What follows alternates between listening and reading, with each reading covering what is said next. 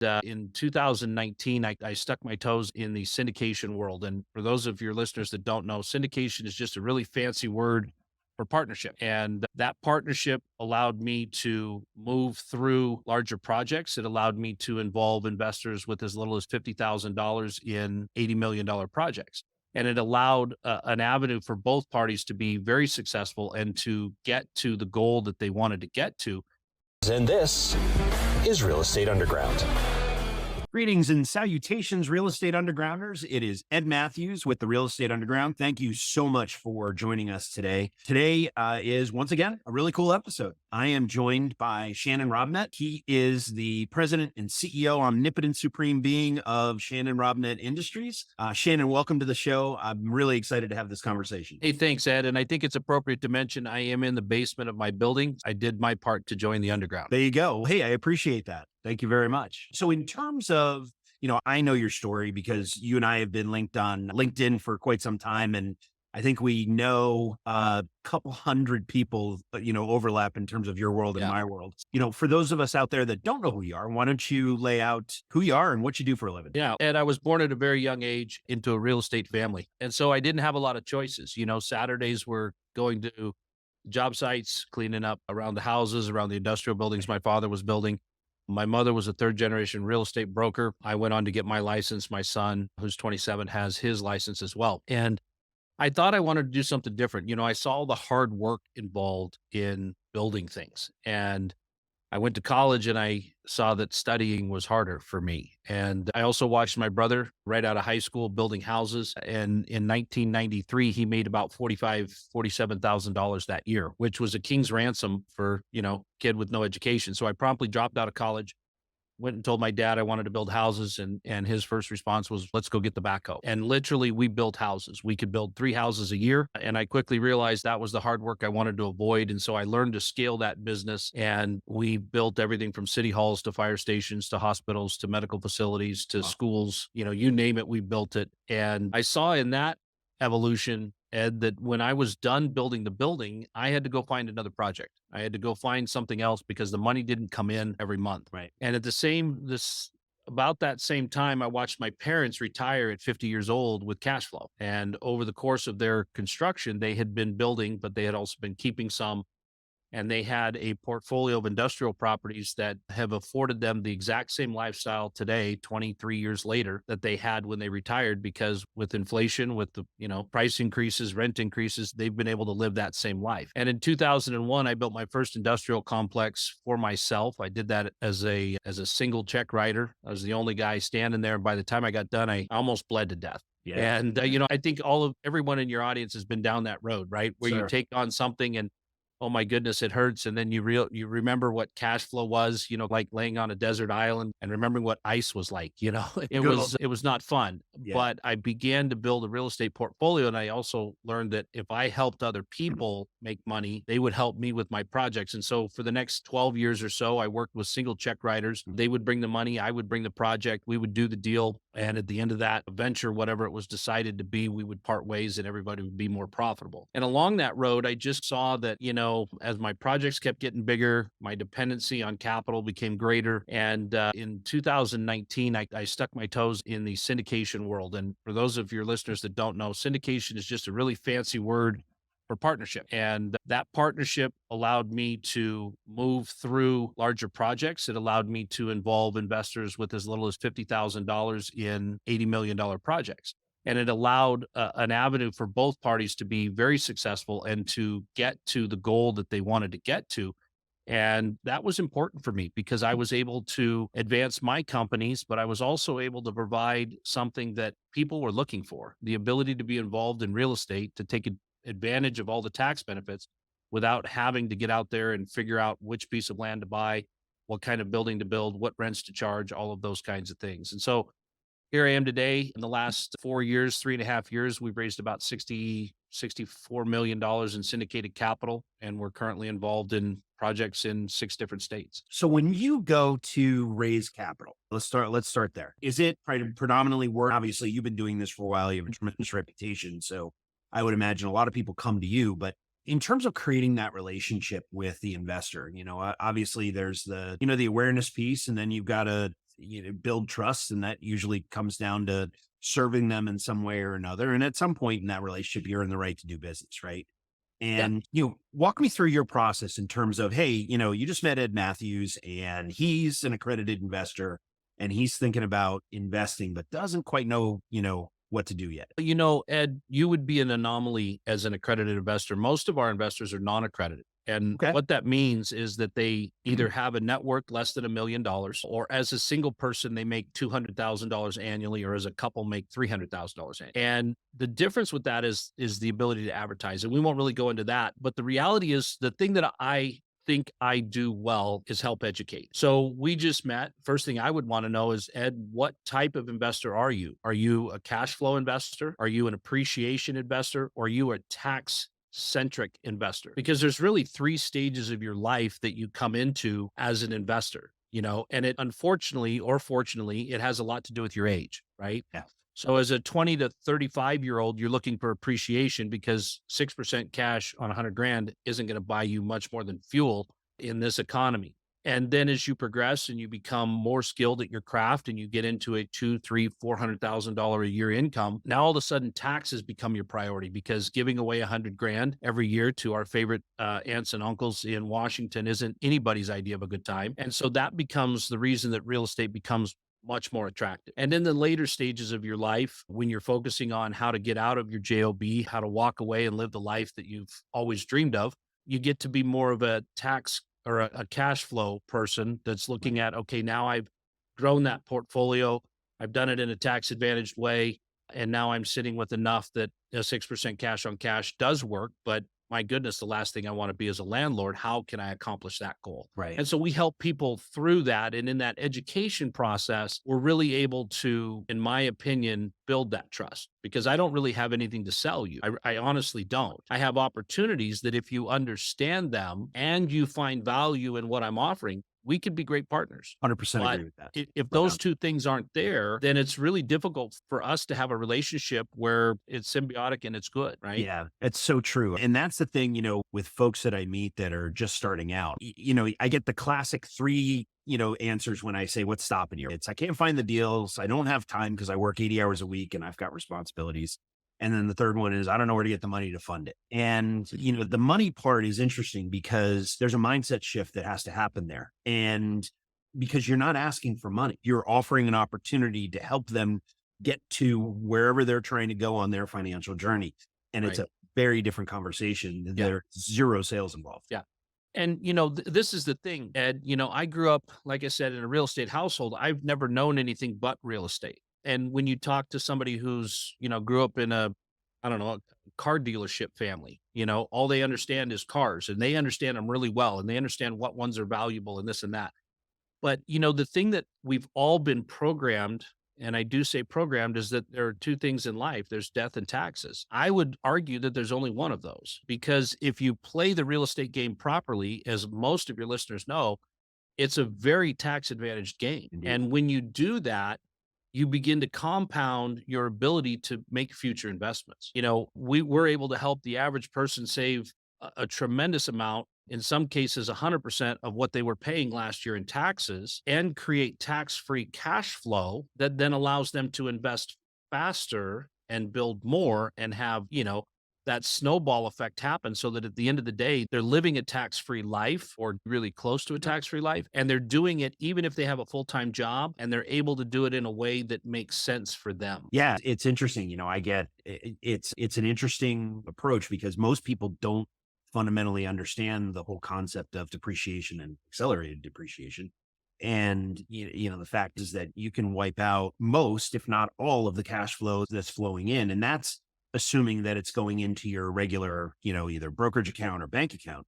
When you get into the retirement world, it's, just as compelling because you can use your self-directed IRA to invest in real estate in a passive way. You're not pushing any paintbrushes. You're not collecting rents. And it allows you to grow, tax advantaged. I don't want to say tax free, until you're ready to draw, which is really powerful. And, the other thing too, Ed, one of the things that I do every year, and I really encourage people that, there's a lot of people out there doing, a lot of people get into real estate start with the wholesaling, right? That's the question. Answer the question. How do I get the money? I don't ever have to own it, but I get paid on it. And I think that's the hardest, literally the hardest thing to do, because you're looking for a needle in a haystack. And then once you find it, you're going to look for another needle in another haystack and link those two up and have a sale. Yeah. But then they go from that, they go to fix and flip, then they do the BRRRR strategy, then they go to, multiple units and all that stuff. But what I tell people is I say, pull out your tax return. If you're a W-2 employee, pull out your tax return. If you're a business owner and you own a detail shop or a cabinet manufacturing shop, pull out your tax return and then divide your gross income by 52 weeks and then divide it again by 40 hours in that week. And that is your billable rate, right? So if you just think about that, you're going to go buy a new house, right? You're going to buy a new rental property and you're going to spend 40 hours by the time you get with a realtor, find it, locate it, do those kinds of things. That is what you're spending to be the owner of that home as far as what your time is worth. Yeah. Then every time you go change a light bulb, deal with a water heater because you're going to save money on property management, all of those conversations continue to happen where people don't realize what their time is worth. And when you really do get a hold of that concept, a lot of people make a lot of different decisions based on real estate because they realize that real estate can be just buying another job. Absolutely. The fact is that, we go through this process every quarter, me and my team. So I have a bunch of VAs that are in the Philippines. And then obviously we've got our, management and construction folks. And so we go through this process of, what's stressing us out and what's working really well. And the stuff that stresses us out, we do one of, a handful of things, right? We're either looking to automate it, we're looking to delegate it, we're looking to outsource it, or we just stop freaking doing it because it's, the last thing that, I wanted to do when I started this. And we have, we're much smaller than you, but we own our multifamily properties.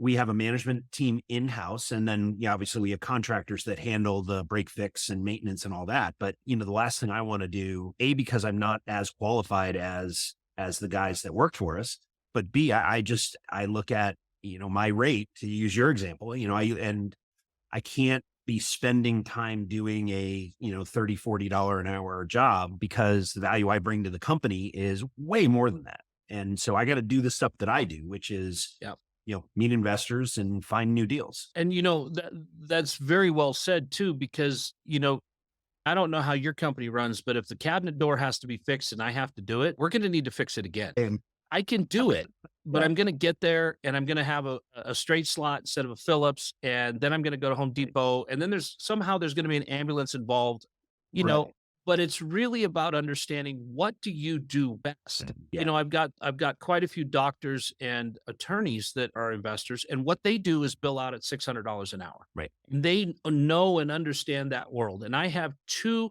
things that I do for them. One is I provide them with tax benefits, and two, I stay the heck out of their way so they can bill $600 an hour. And those are the things that we're able to do. And just like you, I am the highest and best use of their time. So where they're going, when I need legal advice, I don't go to Wikipedia. I call them, or when I'm not feeling well, I go see them because they're specialized in that area. And so many people think that they have to be the answer to their own problem. And in doing that, they typically cause maybe a bit bigger problem by being able to, not take advantage of certain things. They don't have the free time. They missed the kids' soccer game because they were replacing, a ceiling fan or something like that.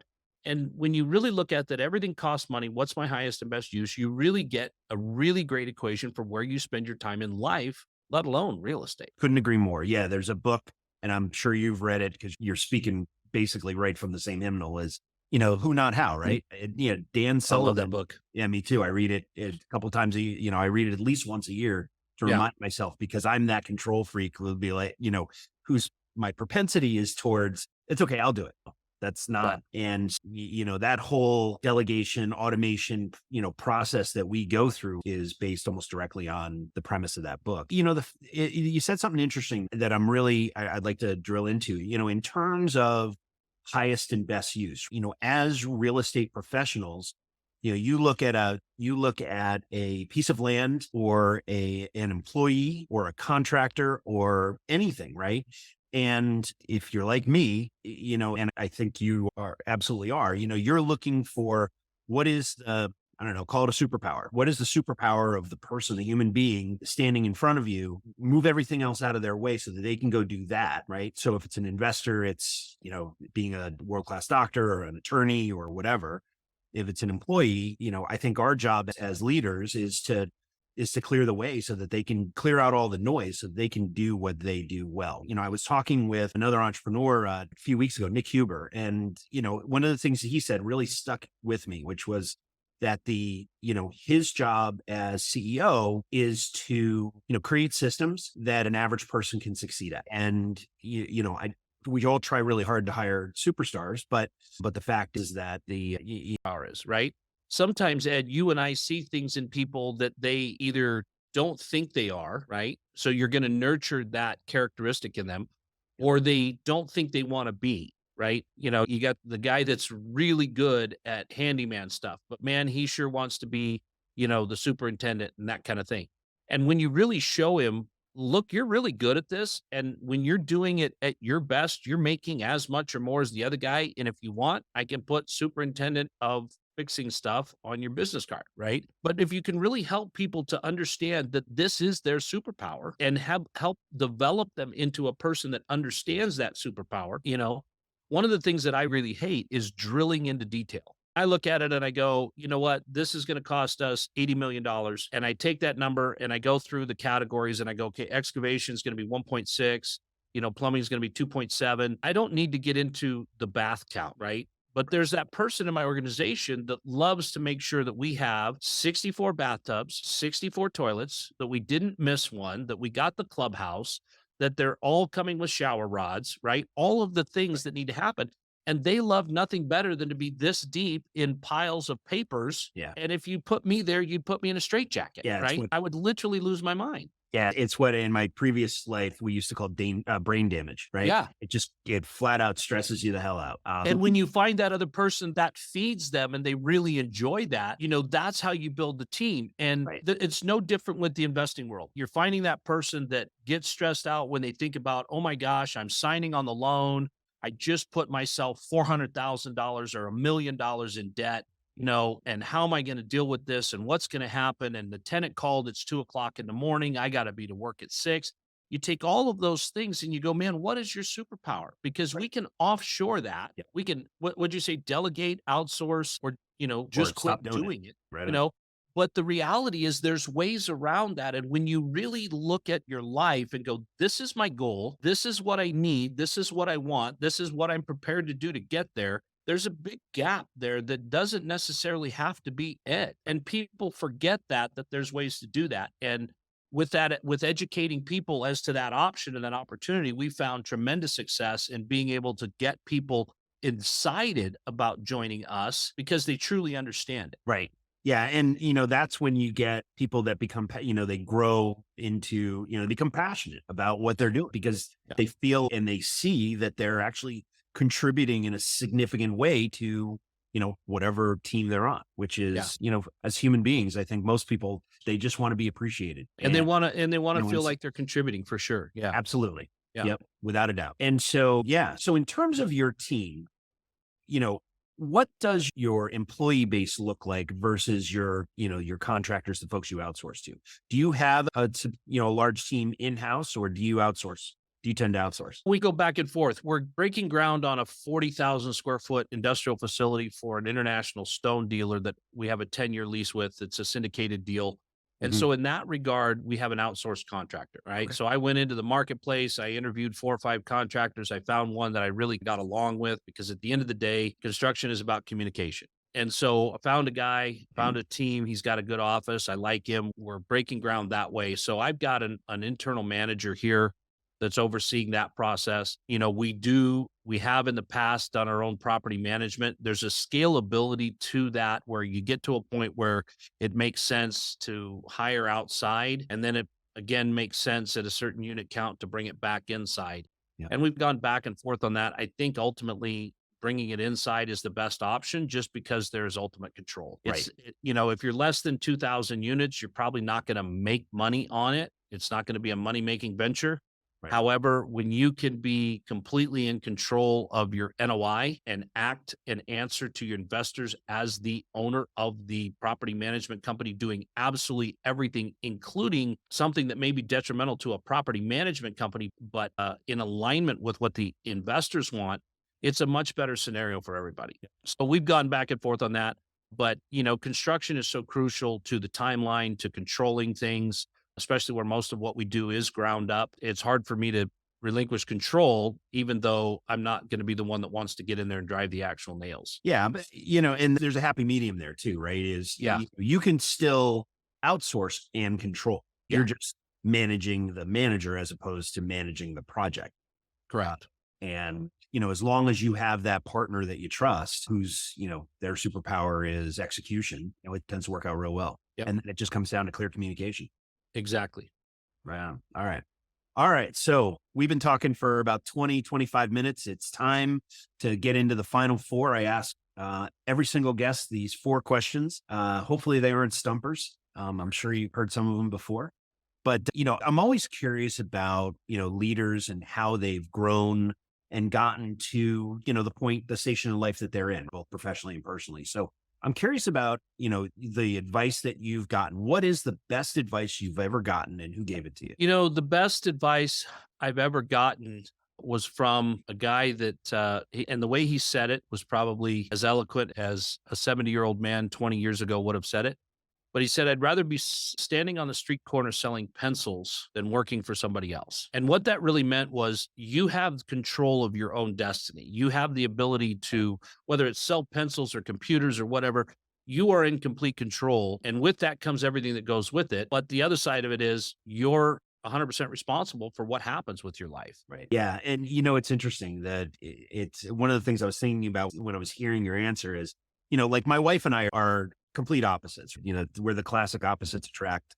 And, she views having a job as security, where I view it as, a huge risk that I'm basically operating on the whim of the folks that work above me. And if they like me, I'm okay. But if something bad happens or, they stop liking me, go find a new gig, and there's no security in that. So I think I'm more of the pencil seller myself. Yeah. And even in your wife's scenario, if she is in a place where she understands and she has built a replaceable employer, she's got a very marketable skill set. Yeah. She's in the driver's seat. Yeah. She's an accountant. So yeah. Oh, geez. Yeah, she's okay. Yeah. And she's damn good. Yeah. The other thing that I've seen when I meet executives and business leaders is, they tend to be, leaders tend to be readers. And these days that doesn't necessarily mean a physical book. It can be audiobooks or webinars or conferences or YouTube videos or whatever. I'm curious about two things. One is, how do you consume information in your daily life? And also, who are you paying attention to these days? I consume information through all of those channels. It's hard for me to get past a physical book. I retain so much more, but I do audiobooks, I do webinars. I'm a big proponent of master classes or, conferences. And, I really think that, we have such a fountain of information available to us. We can get podcasts on everything from healthy eating to end of life decisions to, real estate. And some people equate real estate to end of life decisions, but, I think there's a lot out there, but I think the biggest thing, if I'm listening to podcasts, I'm listening to guys, I really like Joe Rogan just because he covers everything. He can bring you a wealth of information, but he is at a level where he's attracting the top of his game. Yes. And the other one I really like right now, as far as podcast goes, Ed Milet. That guy's got such a handle on self-improvement and and mindset. And, you can apply that to any facet that you're in. And I really appreciate those guys. Excellent. Yeah. Finding a way to operate at your peak as long as possible throughout the day is right. Hugely valuable to someone, guys like you and me.